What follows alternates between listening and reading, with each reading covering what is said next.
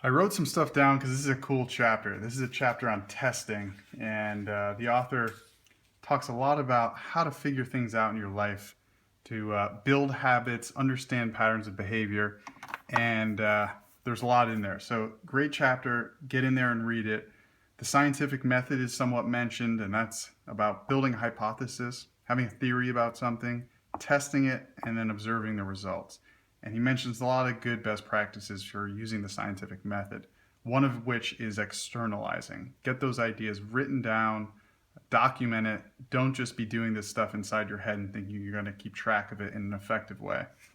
The other thing that I thought was cool, there are a lot of questions on just general life stuff, like how much sleep do you think you need? And what is the best type of food that you eat that makes you feel most energized? When are you doing your most productive work? When do you have your best ideas?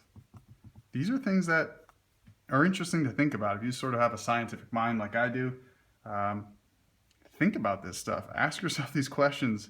Where do you get the most anxiety?